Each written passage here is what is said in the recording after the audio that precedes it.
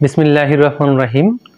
SSC পরীক্ষার্থী 2026 তোমাদের অল্প কিছুদিনের মধ্যেই টেস্ট পরীক্ষা হবে এবং অনেকেরই খুব ভালো প্রিপারেশন আছে, আবার অনেকেরই তেমন প্রিপারেশন নেই। যে যেভাবেই প্রিপারেশন নিয়ে থাকো না কেন, সেইখানে তোমাদের কিছুটা যদি সাজানো গোছানো থাকে, সাজানো গোছানো একটা কৌশল থাকে, তাহলে আমার মনে হয় যে তোমাদের প্রিপারেশনটা আরো ফলপ্রসূ হবে। তো অনেকেই তোমরা অনেক ভালো প্রিপারেশন নিয়েছো যে আমি টেস্ট পরীক্ষাতেই A+ অর্জন করব। আবার কেউ কেউ আছো যারা শুধু টেস্টে পাস করতে পারলেই যথেষ্ট। তো এই হচ্ছে তোমাদের সিলেবাস এবং প্রশ্নের ধারা। আমি একটু উল্টো দিকে লিখেছি।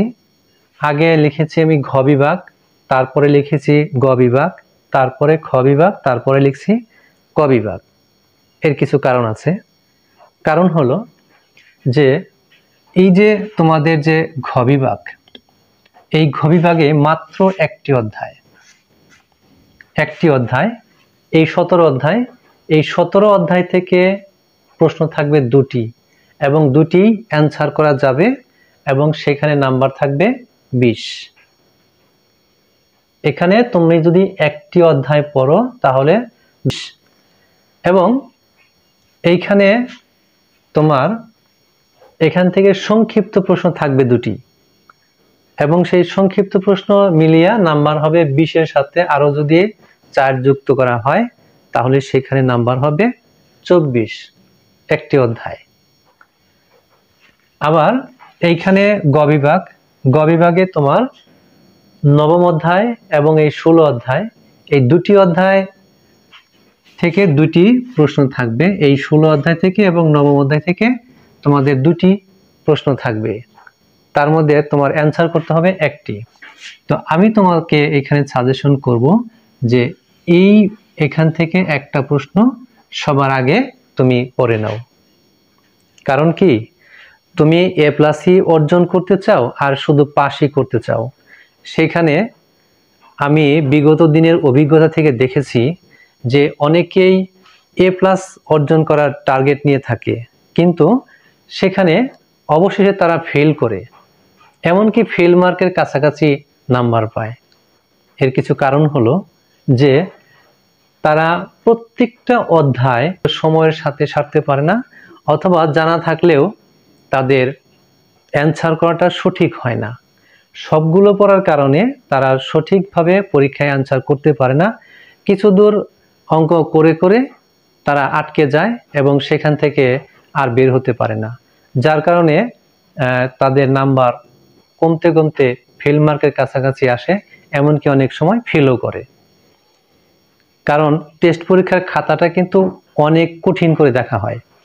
এই খাতাটাই যদি বোর্ড পরীক্ষায় যেভাবে দেখা হয় ওইভাবে দেখা হতো তাহলে কিন্তু সে ফেল করতো না, কিন্তু এই টেস্ট পরীক্ষার খাতায় কিন্তু সে ফেল করতে পারে। এই জন্য তোমাদের কিছু ধাপে ধাপে অগ্রসর হইতে হবে। সেটা হচ্ছে তুমি প্রথমেই এই 17 অধ্যায়টা খুব ভালো করে করবা, যে এখান থেকে যেন তোমাকে কেউ ঠেকাতে না পারে, এইভাবে প্রিপারেশন নিবা।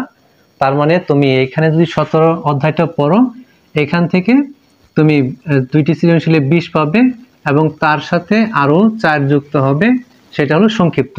আমি যদিও সংক্ষিপ্ত প্রশ্নের নাম্বারটা নিচে লিখে দিয়েছি। তো এখান থেকে 24 নাম্বার তুমি অর্জন করবে। তারপর এখানে নবম অধ্যায় এবং এই 16 অধ্যায়, এই দুটি অধ্যায়ের মধ্যে এই নবম অধ্যায়টা তুমি শিখে নিবে। নবম অধ্যায় এই একটি অধ্যায় করলে এখান থেকে একটি সৃজনশীল থাকবে এবং আরো দুইটি সংক্ষিপ্ত প্রশ্ন থাকবে, সেখানে নাম্বার থাকবে 4। তার মানে সৃজনশীলের 10 আর সংক্ষিপ্ত এখানে থাকবে এখান থেকে 4। এই হচ্ছে 14 নম্বর। আমাদের চ্যাপ্টার কত হইল? দুইটি চ্যাপ্টার হইল, 17 অধ্যায় এবং নবম অধ্যায়। এখন খ বিভাগ থেকে তুমি এই 7ম অধ্যায় যদিও সপ্তম এবং অষ্টম অধ্যায় মিলিত প্রশ্ন হবে, তবে এখানে প্রশ্নের ধারাটা হবে দুই ধরনের হবে। একটি হচ্ছে সম্পাদ্য অংশ, আর একটা হচ্ছে উপপাদ্য অংশ। তো আমি দেখেছি যে যদি যাদের সম্পাদ্য এবং উপপাদ্য দুটোই পড়া আছে, তারপরেও তারা অ্যান্সার করার জন্য সিলেকশন করে নেয় সম্পাদ্য অংশটা। এই সপ্তম অধ্যায় এবং অষ্টম অধ্যায় মিলিয়েই সম্পাদ্য এবং উপপাদ্য সব মিলিয়ে প্রশ্ন হবে, এবং উপপাদ্য হবে আলাদা প্রশ্ন এবং সম্পাদ্য হবে আলাদা প্রশ্ন। তুমি এইখানে দুইটার মধ্যে যে কোনো একটি যদি অ্যান্সার করো তাহলেই হবে। তবে আমি সাজেস্ট করব যে সপ্তম এবং অষ্টম অধ্যায় মিলিয়ে যে সম্পাদ্য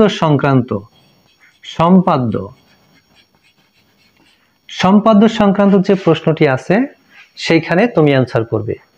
কারণ সম্পাদ্যতে যদি তুমি কিছু লিখতে না পারো, ক নম্বর যদি শুধু অঙ্কন করো তাতে সেখানে 2 পাবে। যদি খ নম্বর শুধু অঙ্কন করো, কিছু লিখতে পারলা না, তাতেও 2 পাবে।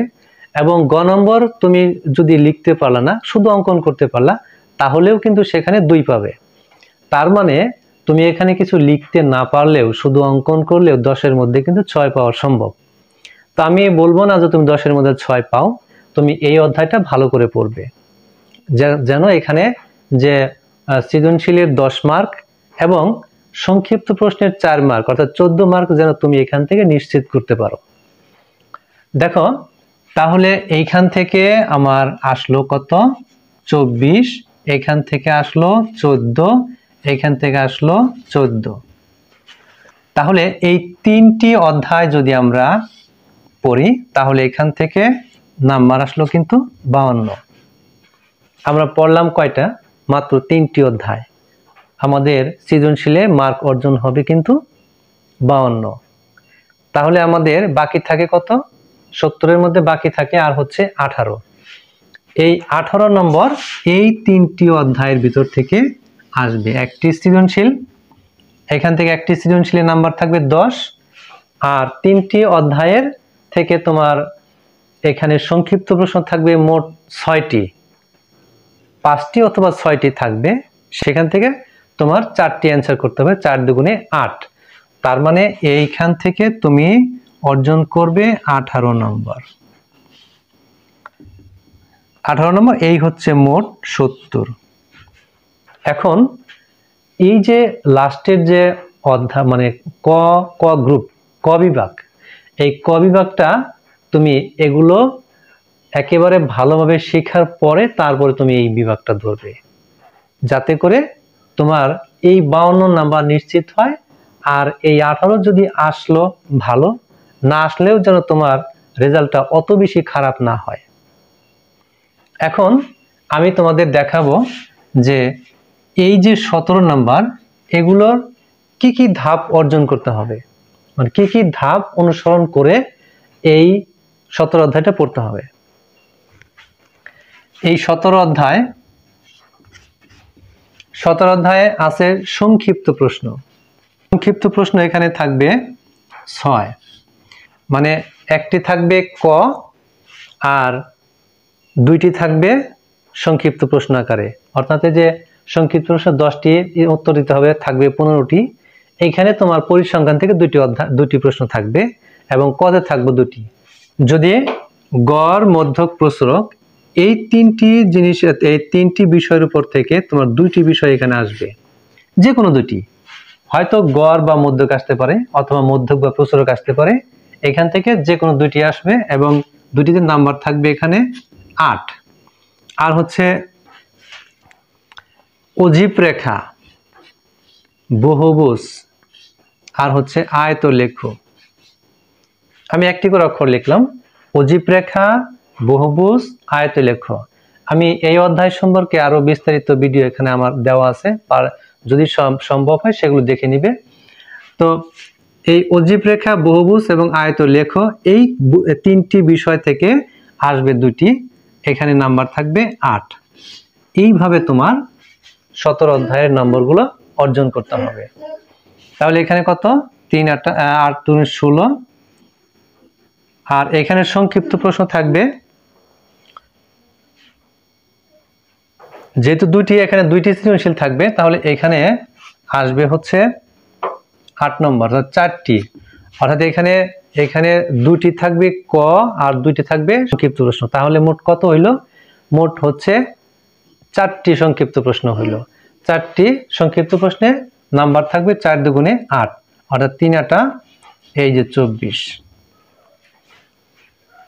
এই 24 মার্ক এখানে অর্জন হবে। এখন আমরা এই নবম অধ্যায় সম্পর্কে দেখব যে নবম অধ্যায়টা তোমরা কিভাবে পড়বে। নবম অধ্যায়টা অনেকের কাছে অনেক কঠিন এবং জটিল বলে মনে হয়। তো আমি এই জন্য এটাকে, নবম অধ্যায়কে আমি 3টি অংশে বিভক্ত করেছি। তো একটি হচ্ছে সংক্ষিপ্ত প্রশ্ন। এই সংক্ষিপ্ত প্রশ্ন এখানে কতে থাকবে একটি এবং দুইটি থাকবে সংক্ষিপ্ত প্রশ্ন, তাহলে মোট হইল 3টি। এই 3টি বিষয় কিন্তু সংক্ষিপ্ত প্রশ্ন থেকে আসবে, সেখানে নাম্বার থাকবে 6। আর খ অংশের জন্য, অর্থাৎ এই খ অংশের যে প্রশ্নগুলো থাকবে, আমি সেই প্রশ্নগুলো কিছু 8 থেকে 10টি প্রশ্ন সিলেকশন করেছি। এর বাইরে থেকে সাধারণত তেমন প্রশ্ন হয় না। বিগত 16 সাল থেকে শুরু করে 25 সাল পর্যন্ত 8 থেকে 10টি প্রশ্ন পাওয়া যায়। তো এখানে এই 8 থেকে 10টি প্রশ্ন পড়লে তাতে এখানে নাম্বার থাকবে, একটি কমন পড়বে এবং সেখানে নাম্বার থাকবে 4। আর আরেকটা হচ্ছে গ অংশ। তো এই গ অংশে ওরকম 7 থেকে 8টি বিষয় পাওয়া যায়। 7 থেকে 8টি বিষয় সম্পর্কে ধারণা থাকলেই তুমি এই গ অ্যান্সার করতে পারবে, সেখানে নাম্বার থাকবে 4। তার মানে 4 4 8 এবং 6 হচ্ছে 14। এইভাবে এই প্রশ্নগুলো সাধারণত আসে। তো আমি তোমাদের জন্য যে সিলেকশন করেছি এই সংক্ষিপ্ত প্রশ্নগুলো, তোমরা যদি এগুলো তোমাদের প্রয়োজন মনে করো, তাহলে কমেন্ট বক্সে বলবে তোমার নাম, ঠিকানা এবং জেলা, থানা, জেলা এগুলো সহ তুমি কমেন্টস করবে যে তুমি কোন জায়গা থেকে বলছো এবং তোমার নাম, এই নামটাও সেখানে কমেন্ট বক্সে লিখে যাবে। এবং আমি যখন এই ভিডিওগুলো দেব তখন পাশাপাশি তোমার নামটাও সেখানে বলবো যে তোমার কমেন্টসে বা তোমার অনুরোধে আমি এই ভিডিওটা করেছি বা এই অঙ্কটা তোমাদেরকে দিলাম। তো এইভাবে তো তোমরা যার যার প্রয়োজন সে কিন্তু কমেন্ট বক্সে অবশ্যই কমেন্ট করবে। তো এইভাবে আমরা নবম অধ্যায়টা পড়তে পারি। এবার আমরা দেখি এই সপ্তম অধ্যায়টা কিভাবে পড়বে। এই সপ্তম অধ্যায়ের 3টি অংশ, একটি থাকবে ক এবং দুইটি থাকবে সংক্ষিপ্ত প্রশ্ন। তাহলে মোট কয়টি হলো? মোট হচ্ছে 3টি। তার মানে সংক্ষিপ্ত প্রশ্ন থেকে কতে থাকবে একটি আর সংক্ষিপ্ত প্রশ্ন আকারেই থাকবে 2টি। এই হচ্ছে 3টি, নাম্বার হচ্ছে 6। আর সম্পাদ্য 1 থেকে 5 সাধারণত এর ভিতরে একটি প্রশ্ন থাকে, তাতে নাম্বার থাকবে 4। আর সম্পাদ্য যে অষ্টম অধ্যায়ের যে বৃত্ত সংক্রান্ত যেগুলো আছে, অর্থাৎ 7 থেকে 11 পর্যন্ত সম্পাদ্যগুলো এই নিয়মে সাধারণত আসে, সেই ক্ষেত্রে নাম্বার থাকে 4। এই হচ্ছে মোট 14 নাম্বার। তোমরা যদি এরকম প্রত্যেকটা অংশ করে কমপ্লিট করে এগিয়ে যাও, তাহলে তোমাদের এই সমস্যাটা হবে না যে অনেক প্রিপারেশন নিলাম অথচ শেষ পর্যন্ত নাম্বার আসলো ফেলের কাছাকাছি অথবা ফেল। এরকম কখনোই হবে না যদি তোমরা এই ধাপে ধাপে অগ্রসর হও। অর্থাৎ তুমি একটি অধ্যায় পড়ো, সেটা আগে ভালো করে পড়ে নাও। এটা ভালো করে পড়ার পরে তুমি আরেকটা অধ্যায় ধরো, এটা আরো ভালো করে পড়ো। যদি তোমার এই 2টি অধ্যায় ভালোভাবে আয়ত্ত আসলো, তাহলে তুমি পরবর্তী অধ্যায়টা ধরো এবং এই 3টি অধ্যায় যখন তোমার আয়ত্তে চলে আসবে, তারপরে তুমি পরের অধ্যায়গুলো ধরো। তাহলে এইভাবে যদি তুমি ধাপে ধাপে অগ্রসর হও, তাহলে তোমার পরীক্ষা কখনোই খারাপ হবে না এবং অবশ্যই তুমি এই ধাপে ধাপে অগ্রসর হইলে সেখানে তুমি যদি A+ পাওয়ার আশা করো, A+ নিশ্চয় পেতে পারো। তো এখানে অনেকেরই হয়তো প্রিপারেশন বেশ ভালোই আছে, তারপর অনেকের প্রিপারেশন নেই। কার কোন অঙ্কে বা কোন প্রশ্নে কি সমস্যা আছে এখন ওইভাবে আমরা কিন্তু বলতে পারছি না। তো যদি তোমাদের কোনো প্রশ্নে কোনো সমস্যা থাকে এবং কোনো অঙ্ক যদি কোনো অধ্যায়ের অঙ্ক যদি তোমার বুঝার মতো থাকে, তাহলে অবশ্যই সেই অধ্যায় এবং অঙ্কের নাম্বারটা কমেন্ট বক্সে বলবে, তোমার নাম সহ এবং জেলা সহ নাম বলবে, তাহলে অবশ্যই আমি সেটা তোমাদেরকে সলভ করে দেওয়ার চেষ্টা করব। সবাই টেস্ট পরীক্ষায় অংশগ্রহণ করবে এবং ভালোভাবে পরীক্ষা দিবে এবং ভালো রেজাল্ট করবে, এই শুভকামনা নিয়ে আজকের মতো শেষ করছি। সবাই ভালো থাকবে। আল্লাহ হাফেজ।